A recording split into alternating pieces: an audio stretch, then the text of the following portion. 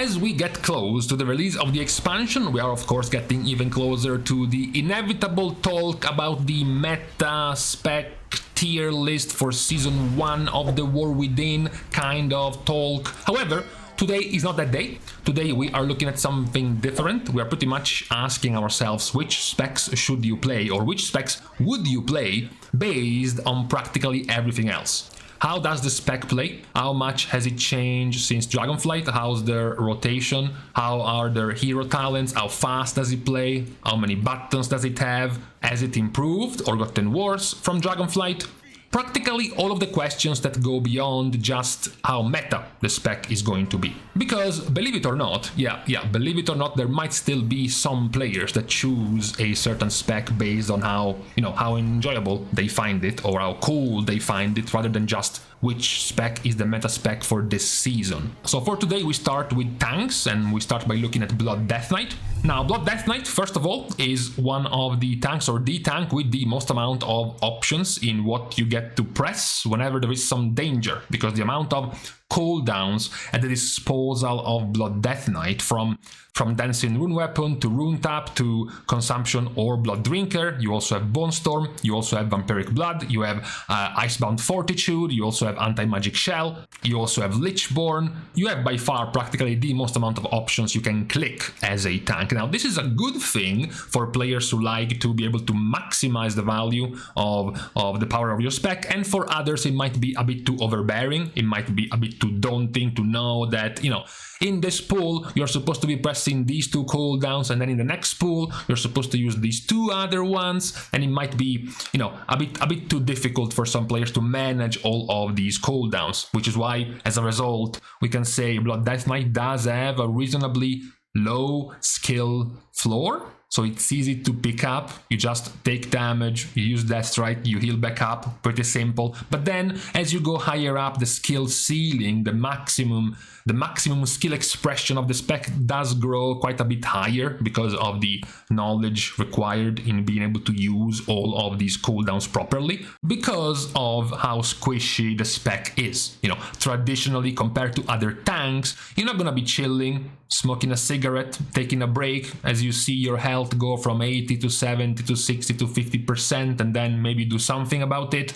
As a Blood DK, your health will go from 100 to 10, and then from 100 to 5%.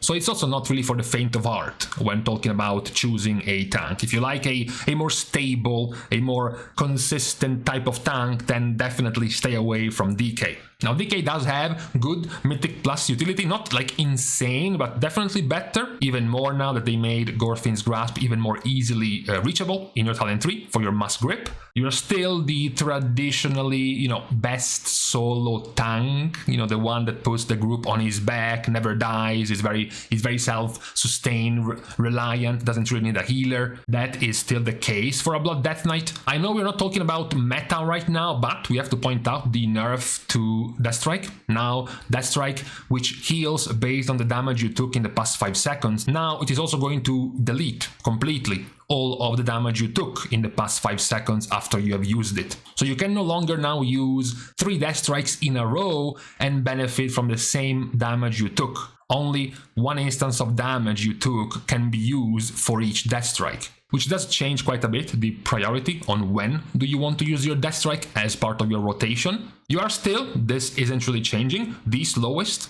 tank by far. If you're talking about, repositioning, moving around, kiting, dodging things, the Blood DK doesn't really do that. It's still quite bad. Talking about specifically the War Within, so hero talents, you do have some quite distinct hero talents. That Bringer is way more consistent. It does offer you with Reaper's Mark on, if you want, a 30-second cooldown, practically 1 button every pull. As a tank, it does offer you the most stable damage reduction out of almost all hero talent trees, honestly, with Rune Carve Plates, which is practically a 10% damage reduction, always active on you. Whereas Sun Lane is much more burst heavy. it is centered around Vampiric Blood, it is centered around bursting within your Gift of the Sun lane, Vampiric Blood, lots of haste generated, lots of extra self-healing and spamming Vampiric Strike in that short window, which is a different playstyle compared to Deathbringer. But at the very least, as a positive, you do have two reasonable options. Even though Sun lane has been nerfed multiple times, at least it does offer you a different playstyle if it ever becomes somewhat more playable than it is after the nerfs. Now, after Blood Decay, we have Vengeance Demon Hunter, the king of Season 3 and Season 4 of Dragonflight, which is now no longer going to be after the hefty nerf to Illuminated Sigils, cutting the number of your crowd control sigils in half. Now, this doesn't mean that the CC availability in Mythic Plus for Vengeance is that terrible now. It's still quite a good Mythic Plus spec when it comes to crowd control. Still, of course, not nearly as powerful as before, but before was overpowered, and we don't want overpowered specs, right? So in that sense, you are still good. To be a complete opposite from Blood Decay, you are one of the most mobile tanks in Mythic Plus, as opposed to Blood. You are very, very mobile between your Vengeful Retreat and your Infernal Strikes. You can zap around very easily. Now, somewhat similar to Blood Decay, perhaps, you do have a similarly reasonably low skill floor, a little bit higher than Blood, but also a pretty high skill ceiling. It's pretty hard to min-max the power of Vengeance, because Vengeance is also quite more tied to the power of its cooldowns, but the power of its cooldowns are harder to manage than the ones of a Blood Decay. For starters, Vengeance doesn't have nearly the same amount of cooldowns than a Blood Death Knight. You are very much more in danger whenever you don't have your Demon Spikes active, so you're definitely gotten not nearly as easy as you were in Dragonflight. Partially also because of the nerf given to all tanks. Now you are way more reliant, even more than before, in properly managing your cooldowns. Even more so than Blood, you do have very specialized and divisive, however, hero talents between Aldrachi and Felskard. The TLDR is that Felskard is your cooldown reliant, your Metamorphosis reliant, burst, AoE, burst damage type of hero talent, whereas the Aldrachi Reaver is the more, the more consistent type of hero talent. It's also way more damage in single target. If you focus on it, you can do significantly more single target damage than Felskard right now. Your damage intake is a bit more smooth than the one of a Blood Decay. You can have pretty high parry and dodge to avoid a lot of the consistent damage a tank usually takes. You do have pretty good damage. More importantly, you also bring Chaos Brand, which is the damage increase to casters, which might be one of the popular compositions in Mythic Plus, making you more likely to also be a choice in Mythic Plus. But perhaps the TLDR, especially compared to Dragonflight, is that it has gotten, slightly harder. You don't have one main mitigation that, as long as you remember to keep up, you're gonna be reasonably tanky by default. Say a Guardian Druid, just remembering to click Iron Fur. As a Vengeance, it's more about layering the stacks of frailty, keeping up your Demon Spikes, spreading your Firebrand, and a series of buttons to layer on top of each other in order to get your max tankiness. So it's perhaps not one of the entry-level kind of tanks, if you were thinking about one. Now, talking about entry-level kind of tanks, we have Guardian Druid. Now, Guardian Druid definitely is the entry-level kind of tank. It is the easiest tank to pick up. It also has, on top of having the lowest skill floor, the lowest skill ceiling. It's not a particularly, intensive type of tank to learn and to master compared to most others. Now, this could be a good thing, but it could also be a bad thing. It could be also a bad thing due to being the more boring, the more repetitive, the more simple of the tanks, which might often make players not too into a certain spec. But then again, players constantly point out how boring hunters are, how simple beast mastery or marksmanship are to play, and they constantly are one of the most played specs in the game. So, clearly there are some players who enjoy this kind of style. Now, while you do have better sustain than before, of course, we're not accounting for the mega nerfs given to all tanks, which also hit Guardian, especially in their healing with the Frenzied regen, but with the addition of Eluna's Chosen, especially with Eluna's Favor, basically the leech from arcane damage and being able to turn other abilities like Trash into arcane damage, the addition of even more damage from Lunar Beam and more damage from your Moonfire, you do get to have a lot of self-sustain extra as this Arcano Bear build in the War Within. However, you still have this, I guess we just heal solution to magic damage. You're still reasonably weak to magic damage because in the end Iron Fur is your main mitigation and that only works for physical damage. You don't have really anything other than let's just stack mastery, let's just get as much HP as we can and try to heal whenever we are taking magical damage. That's still kind of the problem for Guardian. You have not really gotten that many changes in the War Within compared to Dragonflight when it comes to, you know, new abilities, new possible builds or options, etc, etc. Not really much is changing. On top of the already existing problem, at this point you are one of the last few specs to not receive a decent overhaul to your class 3. You still have plenty of 2 out of 2 talent points to clog your pathing, multiple talent points you have to take for different specs like Resto or Balance that you don't care about, but you still have to pick them in your general tree. Now that allows you to have some decent Mythic Plus utility, you know, in particular things like Typhoon, things like Ursul's Vortex. Of course, you have still Stampeding Roar and the Interrupt,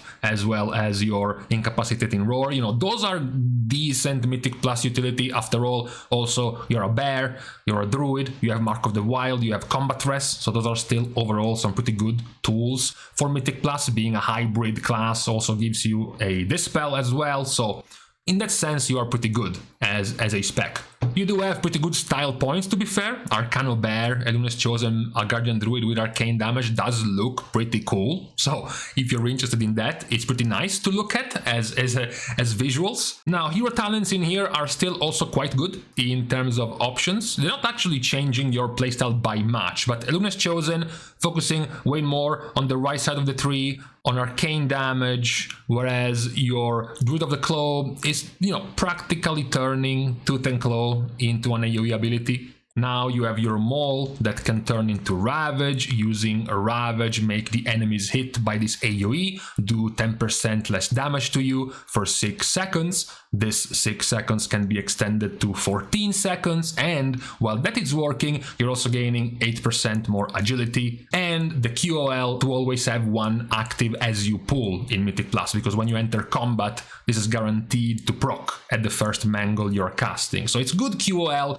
you know, loop in Mythic Plus, but it takes away the only shiny new thing you're getting in Dragonflight, which is fully turning into an arcane damage spec. You're practically even more similar to how you are playing in Dragonflight, which might be a negative to some if they were somewhat, you know, bored with the spec from Dragonflight. You are, however, since we just talked about Vengeance and Blood without a very particularly smooth damage intake, you do have pretty smooth damage intake. After all, you don't really have like some super ways to heal yourself. Your Frenzied Regen is practically a hot over a few seconds. It's not something that tops you instantly like a Death Strike, so your damage intake as a result is bound to be way more smooth and consistent. So the spec as a whole is easy to pick up, is easy to learn. It does have pretty consistent damage taken, but hasn't really changed much from Dragonflight. Now, talking about smooth damage intake, here is your smoothest damage intake in the game with Brewmaster, with Stagger. However, the thing about Brewmaster is that they do have the smoothest damage intake until they don't. You know, Stagger is bound to sort of get overloaded once you start getting into certain very high level of Mythic Plus, which is what has kind of kept Brewmaster back quite a bit in ever becoming the absolute, you know, meta tank option in Mythic Plus. But we're not talking about that. So for practically 99% of your Mythic Plus keys, you will have a very smooth damage intake as a Brewmaster Monk. You are, of course, the most mobile of tanks, matching or even passing Vengeance Demon Hunter between rolls, Tiger's Lusts and Transcendence, teleports. You are definitely extremely mobile. You do have also, being a monk, quite good Mythic Plus utility between having Paralysis, between having Ring of Peace, between having an AoE stun. You do have pretty good options to help your group. Also, being a hybrid spec, a hybrid class, you also have your Dispel available. Now, Blizzard has pruned some button bloat, also part of the, shuffling around of the general talent tree of the class. Now you don't have nearly as many buttons as you had before. Now, to be fair, you still do have heavy button bloat. You just went from very heavy to heavy, but you still have quite a high load on buttons you could be pressing as a spec.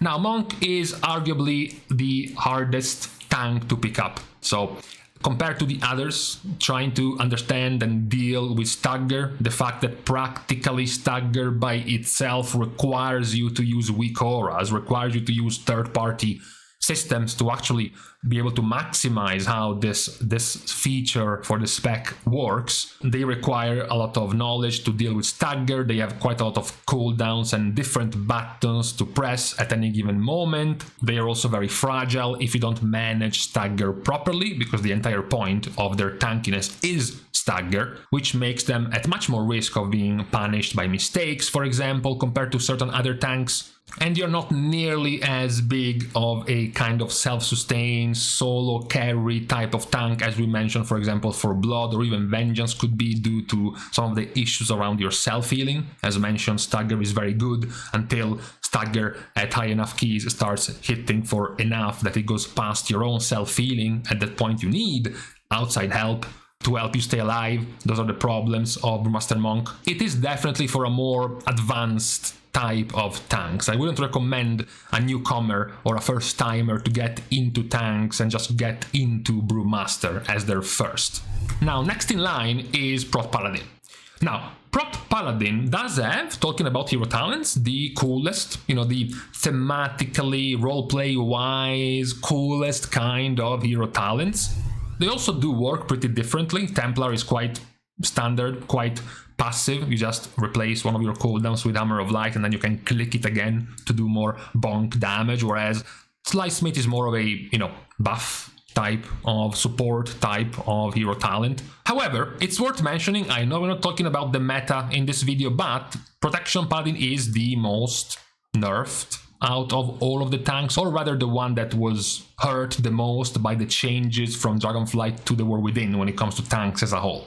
Between the increasing of the health, but not appropriately increasing the power of their healing, plus the nerfs given to things like Righteous Protector, as well as the nerfs given to things like Eye of Tyr, now only lasting a pathetic 6 seconds, it has made you more squishy than you usually were. Practically similar to Vengeance, now the timing of the usage of your cooldowns has now become more crucial for Prot Paladin. While you do have good, consistent damage, you still have problems with self-sustain, possibly even more problems with self-sustain, because Lightsmith does require you, if you want to maximize the use of your holy armaments, to often use your Word of Glory or your spenders to continue to benefit from these armaments, even when you might not have wanted to use Word of Glory. Now, in terms of difficulty, you do have pretty low skill floor. It's pretty easy of a spec to pick up. You have a couple of buttons you want to be pressing and that feel good. When you press them, you have,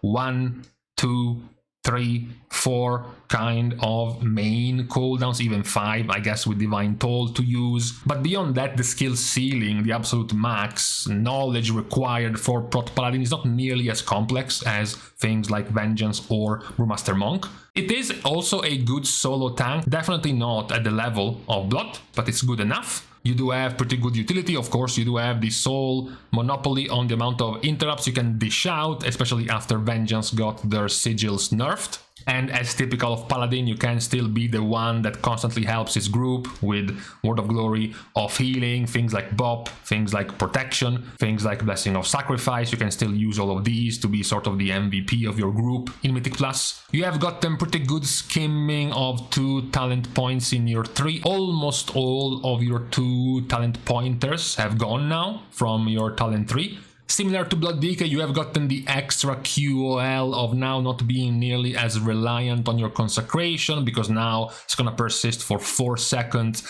after you leave it. Yeah, why is this a talent and not just a passive? Why do you have to spend a talent for this? Could be a question, but at least now it makes it much more easy to maneuver around as a Prot Paladin. Overall, it's definitely more of an entry-level kind of tank, although, as mentioned, the nerfs given to tanks, and in particular the nerfs given to Prot Paladin, has made it slightly harder to be able to manage to stay alive with the cooldowns that you have at your disposal after the nerfs. But it's still overall, in general, amongst the easier side of tanks to pick up. Now, the last of the tanks, also alphabetically, is Protection Warrior. Now, Protection Warrior has gotten amongst the best class talent 3 reworks. You have gotten some extra buffs, the removal of Blood and Thunder, and now making it practically passive, already cooked into your Thunderclap to automatically spread your Rends. Much better QOL around Champion Spear and Champion's Might to make Champion's Spear a possible usable talent, although it still doesn't look like. A series of useless talents have been removed. Most of the talents now have gotten down to being a 1 talent point. So in general, it has been a pretty positive set of changes. Talking about the changes in the War Within, the positive one is that while both of the hero talents are quite good, Colossus is better in single target right now, Montantane could bring you back the nostalgia of BFA Prot Warrior. That's when Prot Warrior was very meta, very much powerful in Mythic Plus, and very centered around Thunderclap damage and about avatar uptime and Thunderclap spam, giving you absurd amount of rage, which allowed you to get tons of Ignore Pain for tons of tankiness. That's what made Prot Warrior very powerful back then, and Montantane is practically the closest thing you're going to get in the War Within to that kind of playstyle. Now, despite the positiveness of this, however, the General Talent 3 and especially the Spec Talent 3 are still pretty limited. The options you have in the choices to pick are still pretty straightforward. You don't have a lot of variety in your talent setups. And this is changing very little from your situation that you had from Dragonflight. You have gotten also better utility than before, some extra, QOLs around Shockwave with Rumbling Earth, with also giving you the cooldown reduction around Shockwave. And if you go for Colossus, you have an even shorter cooldown of Shockwave, only 20-second cooldown on Shockwave, plus your already existing utility and the power you can have, the abuse you can have with things like Spell Reflection or Spell Block, and also things like your Fear that is still there, as well as your single target stun, your Battle Shout buff for melee DPS. Now, your cooldowns are quite a few, perhaps not as many, or definitely not as many as a Blood Decay, for example, but it still requires a reasonable amount of knowledge. It is pretty easy to pick up, similar to the level of Prot Paladin as a tank,